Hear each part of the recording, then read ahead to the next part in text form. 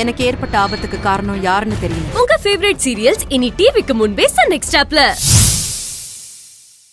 படிச்சவங்க மாதிரி இருக்கீங்க. பயப்படுறதுக்கு ஒண்ணும் இல்லையே டாக்டர். ரொம்ப பலவீனமா இருக்கான்னு மாப்பிள்ள சொன்னாரு. பின்ன 4வது பிரசவம்னா உடம்பு வீக்கா தானே இருக்கும்.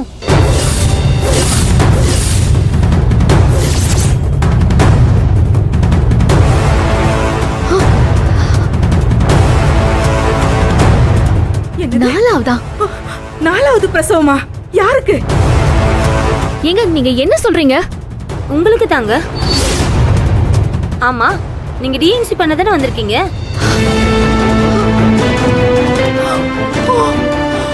ஐயோ, டிஎன்சியா? டாக்டர் என்ன சொல்றீங்க நீங்க? நீங்க டிஎன்சி பண்ண வந்த பேஷண்ட் தானே. ஏற்கனவே 3 குழந்தைங்க இருக்காங்க. அதனால 4வது குழந்தை வேணான்னு சொன்னது நீங்க தானே? இல்ல, என்ன காரியம் பண்ணிருந்தீங்க நீங்க? ஐயோ, என் பொண்ணு இப்பதாங்க முத தடவையா உண்டாயிருக்கா.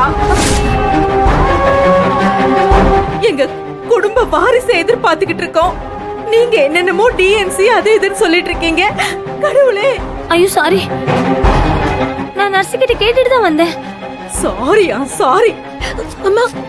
அம்மா நம்ம கிளம்பலாமா? மேடம் மேடம் ப்ளீஸ் மேடம், மயக்கம் வந்துரும். நான் சொல்லி அதெல்லாம் நாங்க பாத்துக்கிறோம். என் பொண்ணு இனிமே இங்க ஒரு நிமிஷம் கூட இருக்க மாட்டா. வா கண்ணு, நம்ம போயிடலாம் வா. ஏ அமுதா, இங்க என்ன பண்ணிட்டு இருக்க? உன்னை அண்ணி கூட தானே இருக்க சொன்னேன்.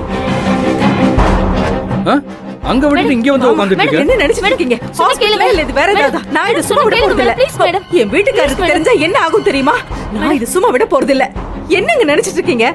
மேடம், என்னாச்சு மேடம்? மாப்பிள்ளை புனிதாவை தனியா விட்டுட்டு நீங்க எங்க போனீங்க?